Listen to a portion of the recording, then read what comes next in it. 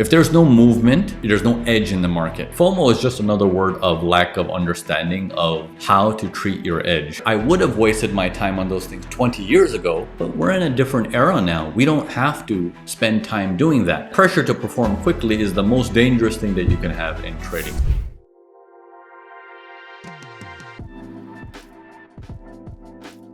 The second part, okay? Always start with the higher time frame. So the goal of I want to trade once a day, that's a little bit of a tight goal. Maybe you want to relax that a little bit, but let's entertain that for a moment, okay? If there's no movement, there's no edge in the market. There are some days where there's a lot of movement and you might get multiple trades. There's some days where there's no edge, right? So you want to think of it like that there's seasons in the market. So the best example I can give you is think of yourself as a specialized store. If you're a specialized store, let's say, just as a random example, let's say you're a Christmas store. Are you gonna have the same buying behavior from customers in February as you do in November? November, you're gonna start getting sales in your Christmas store. February, there's gonna be just wind blowing in the store and you're like, where'd everybody go, right? It's because you're looking for that activity to generate that revenue. And that activity only comes October, November, December. So trading is no different. A bulk of your trading and revenue is gonna come from when it's busy.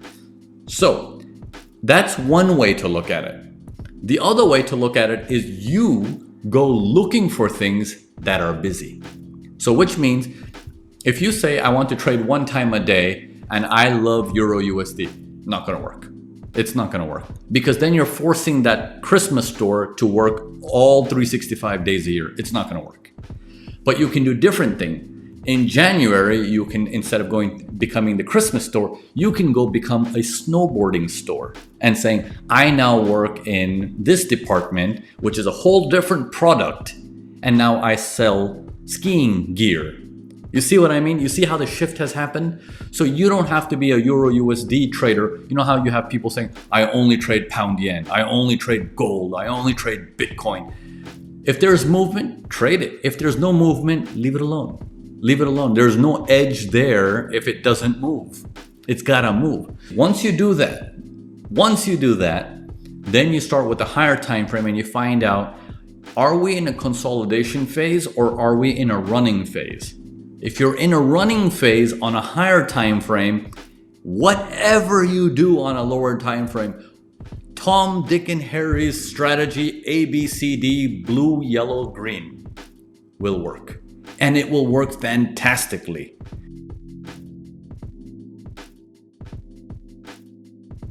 FOMO generally becomes a big issue is if you start seeing others around you making the big bucks. So if you're following tons of trading Instagrams or trading X channels where it's not trading education, but it's more of flashiness, of like, look at me, I'm traveling in a private jet, I'm driving Lamborghinis, Ferraris. Whether you are conscious or not, that's gonna subliminally put it into your message of, well, it's been X amount of time, where's my private jet? Where's my Ferrari? Where's my yacht? So you're gonna start getting that pressure to perform quickly. And that pressure to perform quickly is the most dangerous thing that you can have in trading. So I would try to curb that as much as you can. Most of FOMO comes from not knowing what needs to be done. If you know your edge very, very well, then you can combat FOMO quite easily because FOMO is just another word of lack of understanding of how to treat your edge.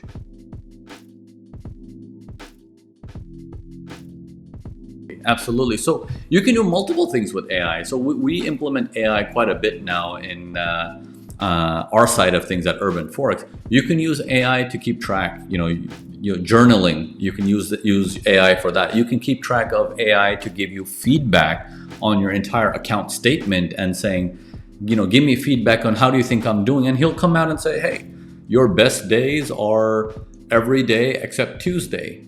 You want to watch out on Tuesday. Oh, interesting. I didn't know that. You might find out that London is the best time for you to trade. You don't do so well in New York. It might even give you feedback by telling you, you know what? when you do your first trade, you do it well, you do your second trade, you do it well, but then the third trade that you do in the day always seems to have a very high percentage that you make a loss. So let's cut out the third trade altogether. Great, let's try that. So it can give you observations that you might not be able to look at very quickly, but an AI can do that very, very fast, right? So you can use it for that. You can use it to create indicators. So let's say you're a trend type of guy and you don't want to look at trends constantly. So the reason why we have so many apps that we've released is because I want to know where the direction of the market is. So like for example, we use Market Beats.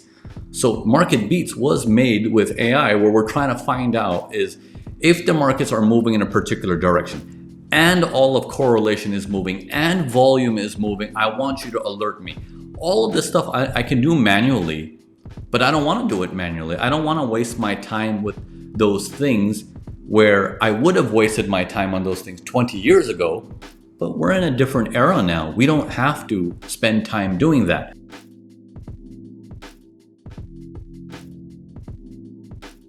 My friend, I am with you. Friday hits and I'm like, oh man, while the rest of the world is like, yay, weekend, it's time to, work off, play on. I'm more of like, oh man, Saturday, Sunday. I mean, I'm not a crypto trader, so it's markets are closed for me. I'm like, all right, well, what do I do in these days? Well, I can travel, I can go to different places, but what am I doing when I'm traveling? I'm going through my trades, I'm looking at my setups, I'm studying other people's setups, I'm seeing what did my students do, what kind of trades did they take, which ones did well, which ones didn't do well. I'm constantly trying to sharpen my edge, stay on my A game as much as I can, because it's like a sport, when you're an athlete and you're trying to do a particular sport, you love it so much that when you can't do it, you're finding other ways to do it. So if you're a footballer and you love the game of football, but if it's raining outside and you cannot play, you might be watching a football game. You might be watching a specific strategy play or a specific player play, and you're watching that tape over and over again. So, I'm with you there that Saturday, Sundays, it's a good thing that the markets are off so we can reflect, take our time, re-gear up, and even deploy strategies that we've been wanting to deploy for some time. But you don't want to move away from what makes you money to try something new. So you're trying to find out at what time am I going to bring in that new edge as well to incorporate within my trading, right?